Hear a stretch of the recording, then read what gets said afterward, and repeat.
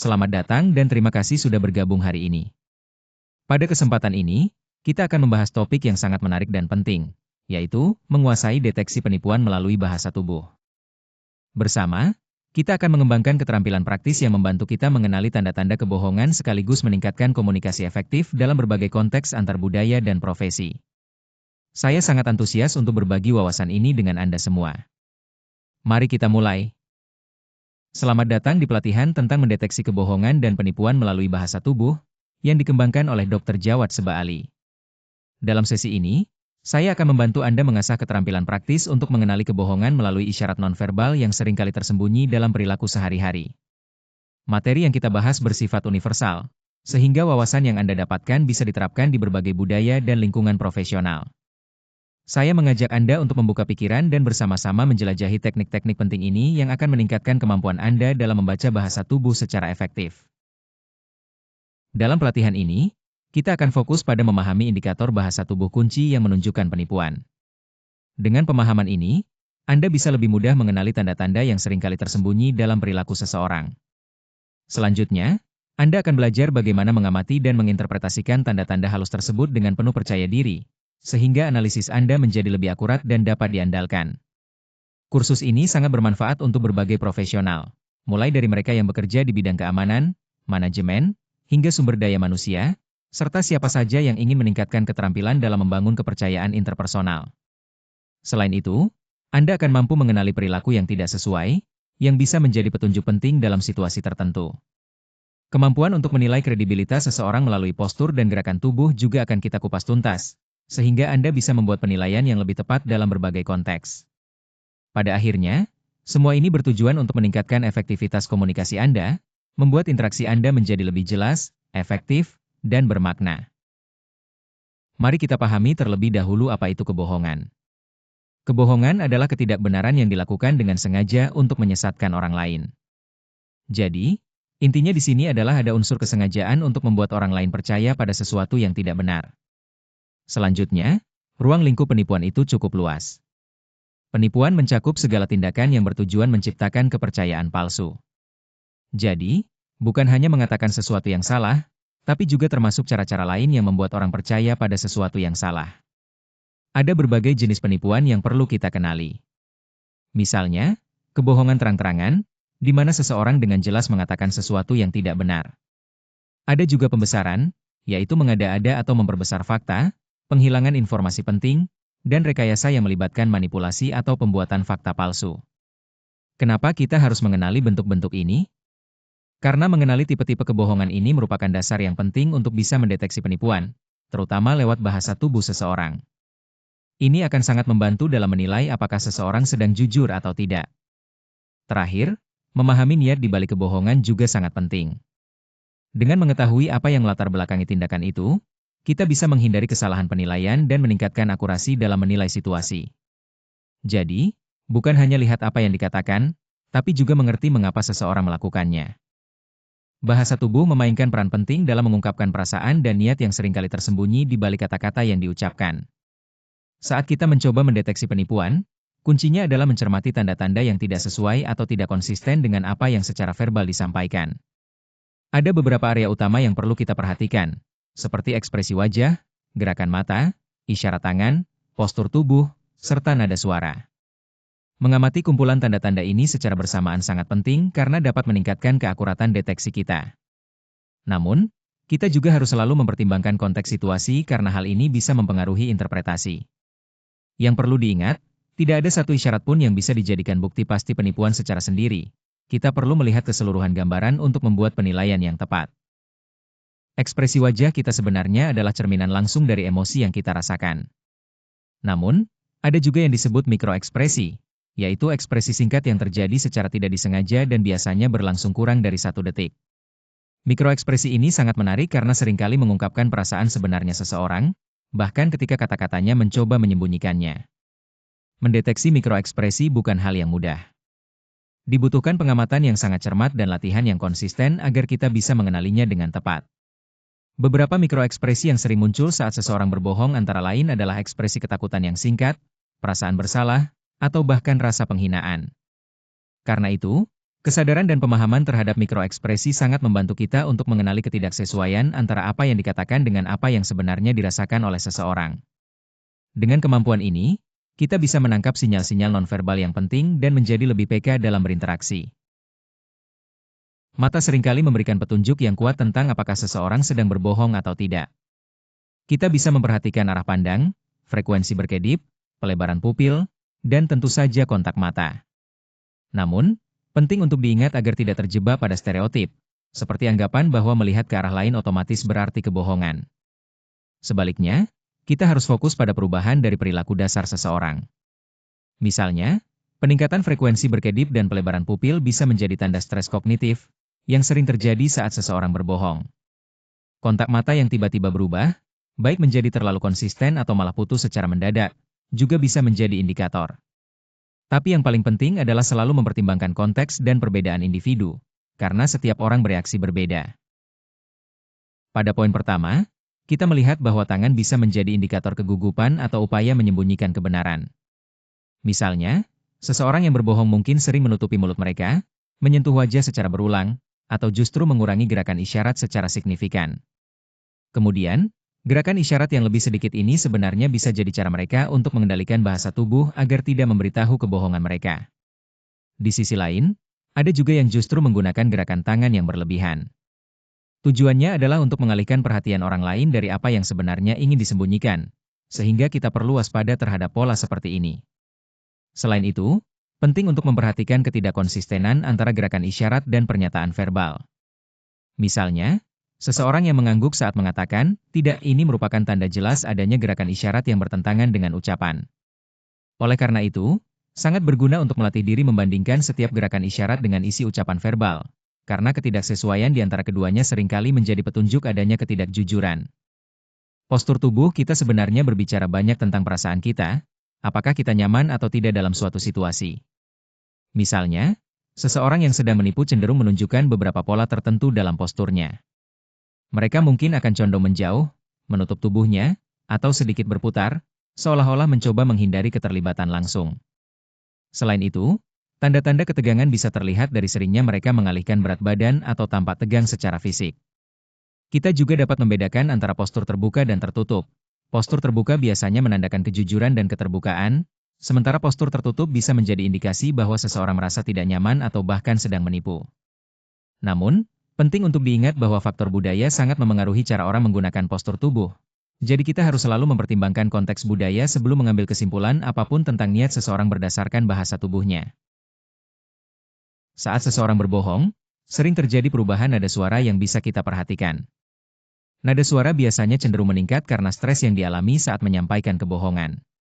Selain itu, kecepatan bicara juga bisa berubah, bisa menjadi lebih lambat atau justru lebih cepat dari biasanya. Ini karena orang yang berbohong sering berusaha mengontrol apa yang mereka katakan. Jeda dan keraguan juga sering meningkat saat seseorang berusaha membuat cerita palsu, karena mereka mungkin harus memikirkan dan menyesuaikan ceritanya secara spontan. Perhatikan pula ketidakkonsistenan dalam nada atau volume suara yang seringkali bertentangan dengan kata-kata yang diucapkan. Ketidaksesuaian ini bisa menjadi tanda bahwa ada sesuatu yang tidak jujur. Selain itu, penyimpangan dari pola bicara yang biasanya bisa memberikan petunjuk penting. Misalnya, seseorang yang biasanya berbicara dengan ritme tertentu tiba-tiba berubah cara berbicaranya saat berbohong. Namun, penting untuk diingat bahwa beberapa orang memang secara alami mengubah pola bicara mereka, jadi mengenali pola dasar terlebih dahulu sangat krusial sebelum kita mengambil kesimpulan tentang kejujuran seseorang.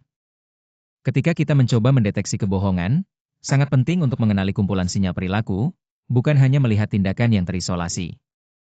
Satu tanda saja biasanya tidak cukup untuk membuktikan bahwa seseorang berbohong, karena bisa saja itu kebetulan atau karena faktor lain.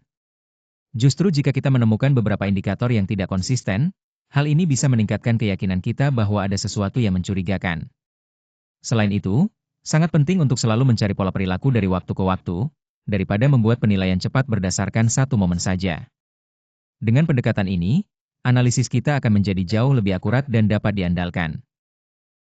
Bahasa tubuh memang sangat dipengaruhi oleh budaya, dan maknanya bisa sangat berbeda dari satu budaya ke budaya lain.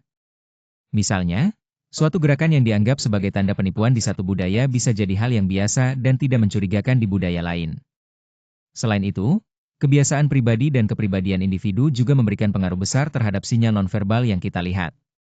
Karena itu, sangat penting untuk menghindari stereotip dan membuat asumsi cepat ketika menafsirkan bahasa tubuh seseorang.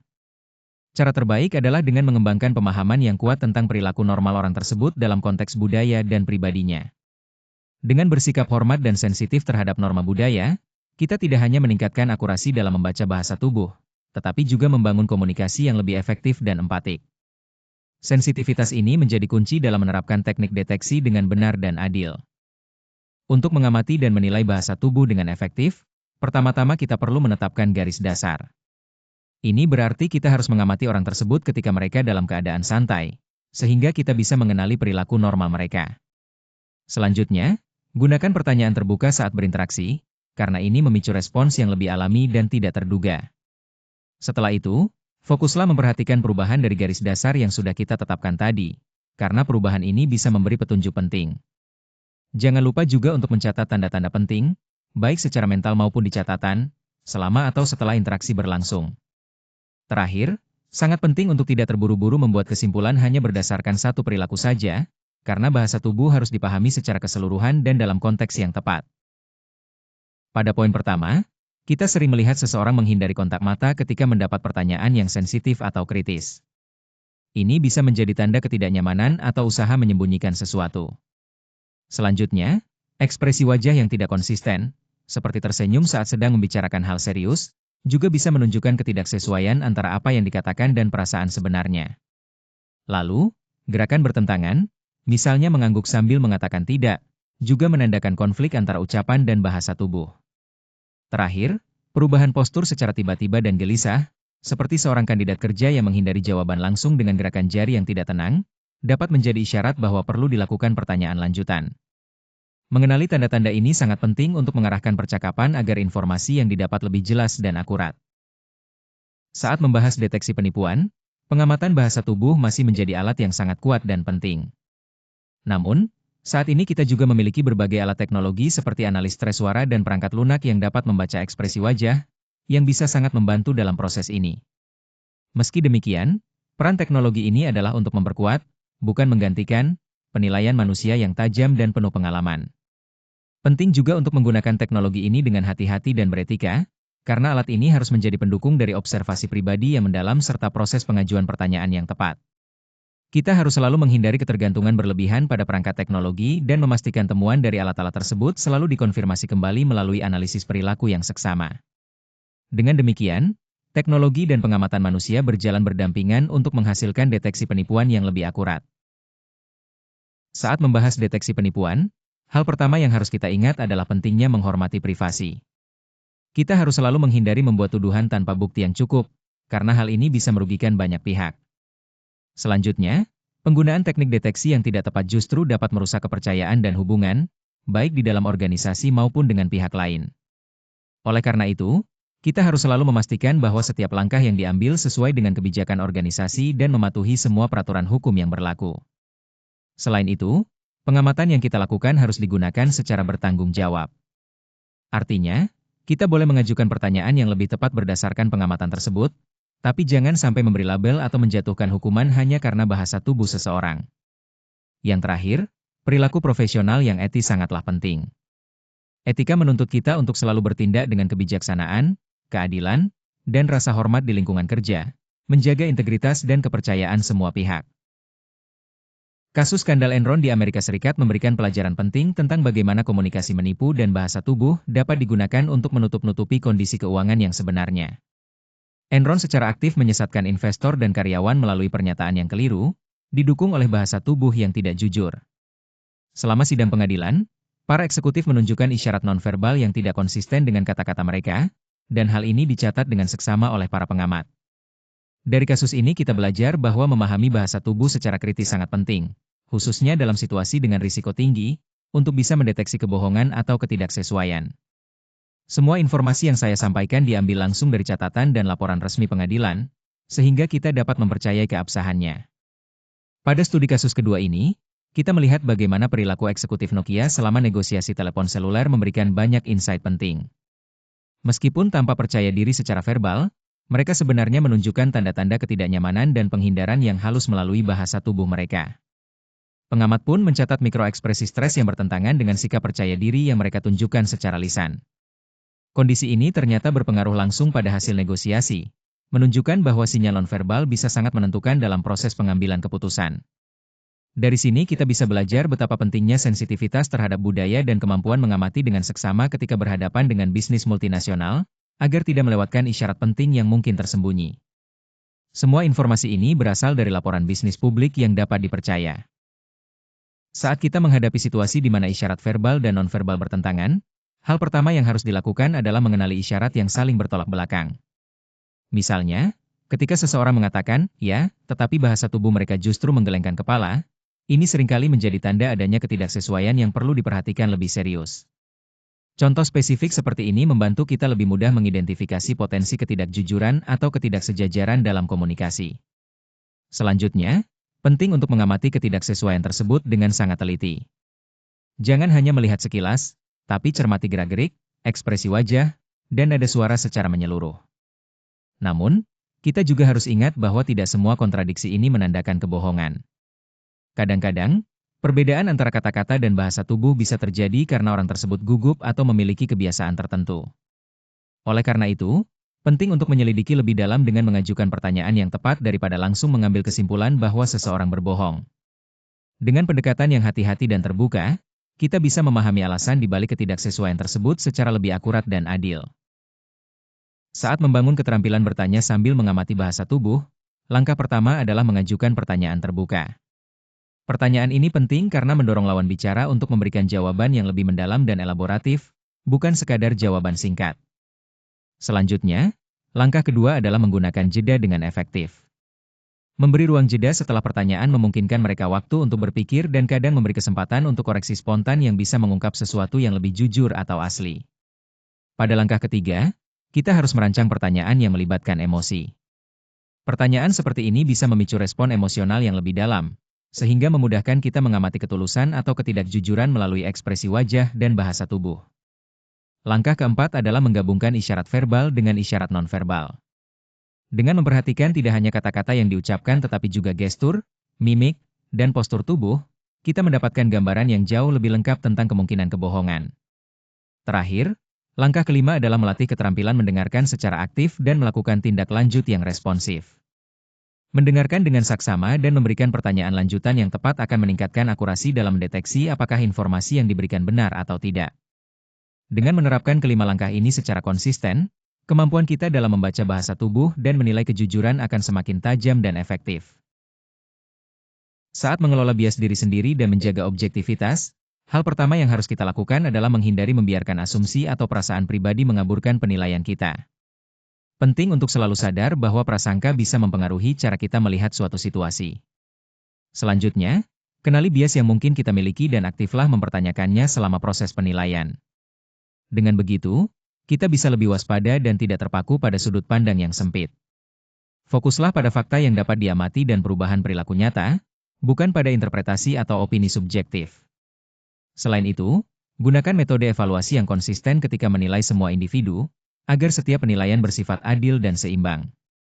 Terakhir, menjaga objektivitas tidak hanya membantu kita membuat keputusan yang tepat, tetapi juga meningkatkan kepercayaan dari orang lain terhadap hasil evaluasi kita. Untuk meningkatkan keterampilan mendeteksi penipuan, langkah pertama adalah berlatih secara rutin menggunakan contoh video dan simulasi peran. Latihan yang konsisten akan membantu Anda mengenali pola dan tanda-tanda penipuan dengan lebih baik. Selanjutnya, penting untuk meminta umpan balik dari orang lain atas pengamatan Anda. Masukan ini akan membantu memperbaiki akurasi dan memperdalam pemahaman Anda terhadap tanda-tanda yang mungkin terlewat. Selain itu, tinjau kembali kasus-kasus sebelumnya, baik yang berhasil maupun yang belum. Dengan menganalisis contoh nyata, Anda bisa belajar dari keberhasilan dan kesalahan, sehingga meningkatkan kemampuan Anda ke depannya. Jangan lupa juga untuk selalu mengikuti perkembangan terbaru dalam penelitian komunikasi nonverbal. Informasi baru ini akan memperbarui dan menyempurnakan teknik deteksi yang Anda gunakan. Terakhir, ingat bahwa pelatihan yang terus-menerus tidak hanya mempertajam keterampilan, tetapi juga membangun kepercayaan diri, sehingga Anda bisa lebih yakin dan efektif dalam mendeteksi penipuan seiring waktu. Di berbagai industri, Kemampuan mendeteksi penipuan melalui isyarat bahasa tubuh memiliki aplikasi yang sangat beragam dan penting. Pertama, para profesional keamanan memanfaatkan bahasa tubuh untuk mengidentifikasi ancaman potensial secara cepat dan tepat. Ini membantu mereka menjaga keamanan dengan lebih efektif. Selanjutnya, dalam bidang sumber daya manusia, keterampilan ini digunakan untuk menilai kandidat selama proses rekrutmen, memastikan bahwa keputusan yang diambil lebih akurat dan tepat sasaran. Di layanan pelanggan, kemampuan mendeteksi ketidakpuasan atau ketidakjujuran membantu meningkatkan pengalaman pelanggan serta menyelesaikan masalah dengan lebih efisien. Penegakan hukum juga sangat mengandalkan teknik ini selama penyelidikan, membantu mengungkap kebenaran dan mendukung proses penegakan hukum yang adil. Secara keseluruhan, memahami berbagai aplikasi ini menegaskan betapa luas dan pentingnya peran bahasa tubuh dalam berbagai profesi, memberikan nilai tambah yang signifikan dalam lingkungan profesional. Seringkali kita menemui berbagai mitos tentang bahasa tubuh yang sebenarnya tidak selalu benar. Misalnya, banyak yang percaya bahwa menghindari kontak mata pasti berarti seseorang berbohong, atau menyilangkan tangan adalah tanda pasti kebohongan. Padahal, anggapan seperti ini bisa sangat menyesatkan. Stereotip semacam itu seringkali menyebabkan kesalahan penilaian karena kita terlalu cepat menarik kesimpulan. Oleh karena itu, penting untuk memahami nuansa dan konteks di balik bahasa tubuh seseorang. Setiap gerakan atau ekspresi bisa memiliki arti yang berbeda tergantung situasi dan individu. Dengan mengenali mitos-mitos ini, kita bisa lebih bijak dalam menilai orang, mengandalkan bukti nyata daripada sekadar asumsi belaka. Jadi, menghindari asumsi yang keliru sangat krusial agar kita tidak terjebak dalam kesalahpahaman yang tidak perlu. Dalam mempersiapkan skenario deteksi di kehidupan nyata, langkah pertama adalah mengetahui konteks dan latar belakang interaksi. Ini penting agar kita memahami situasi secara menyeluruh sebelum mulai mengamati. Selanjutnya, kita perlu membangun hubungan dengan orang yang terlibat. Dengan membangun hubungan yang baik, kita dapat mengurangi kegugupan dan membuat interaksi lebih nyaman. Langkah ketiga adalah mengamati perilaku dasar dengan cermat. Perilaku ini biasanya menjadi indikator penting dalam proses deteksi, jadi pengamatan yang detail sangat diperlukan. Setelah itu, kita harus menyesuaikan pendekatan berdasarkan faktor budaya dan karakter individu. Setiap orang berbeda, dan memahami perbedaan ini membantu membuat pendekatan kita lebih efektif.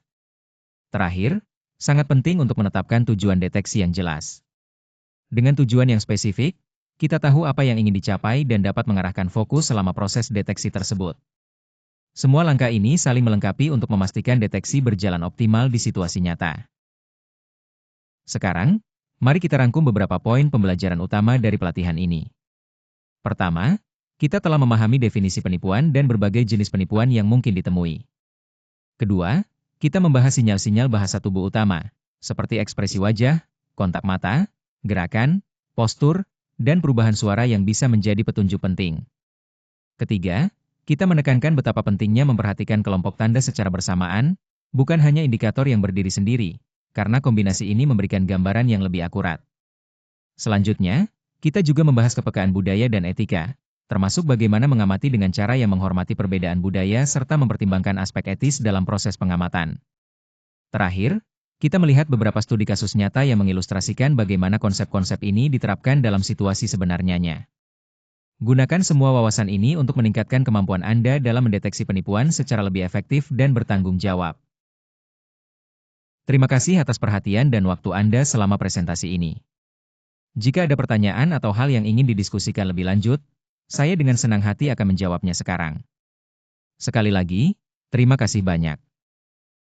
Pada slide ini, saya ingin menyoroti beberapa referensi penting yang menjadi dasar pembahasan kita. Pertama, buku karya Ekman yang diterbitkan pada tahun 2009 dengan judul Memberitahu Kebohongan, edisi keempat oleh Norton di New York. Buku ini sangat berpengaruh dalam memahami mekanisme dan tanda-tanda kebohongan secara mendalam.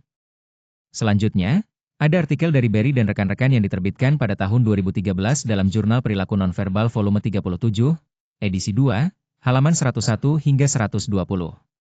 Artikel ini fokus pada deteksi kebohongan melalui analisis bahasa tubuh, memberikan wawasan ilmiah yang sangat berguna bagi pengamatan nonverbal. Terakhir, kami mencatat bahwa sumber pengembangan profesional secara regional terkait topik ini masih terbatas. Oleh karena itu, sangat dianjurkan bagi pengguna untuk terus mengikuti laporan industri terbaru dan materi pelatihan agar tetap mendapatkan informasi dan teknik yang paling mutakhir. Jadi, meskipun referensi ini merupakan fondasi yang kuat, Pembaruan konten sangat penting untuk menjaga relevansi dan efektivitas. Pada slide ini, saya ingin menekankan pentingnya penafian terkait konten yang disajikan. Informasi yang ada disediakan untuk tujuan pelatihan dan penggunaan internal saja, jadi harap digunakan dengan hati-hati karena mungkin terdapat kesalahan. Penulis tidak bertanggung jawab atas keputusan atau tindakan yang diambil berdasarkan informasi ini. Oleh karena itu, sangat penting bagi Anda untuk selalu menggunakan penilaian profesional saat menerapkan strategi atau teknik yang dibahas. Konten ini juga bukan pengganti konsultasi hukum atau profesional khusus. Jadi, jika menghadapi masalah hukum atau regulasi yang kompleks, sebaiknya segera konsultasikan dengan ahli yang berkompeten. Meskipun kami telah berusaha keras untuk memastikan keakuratan dan kelengkapan materi, kemungkinan ada kesalahan atau kekurangan yang masih muncul, sehingga semua informasi disampaikan apa adanya tanpa jaminan.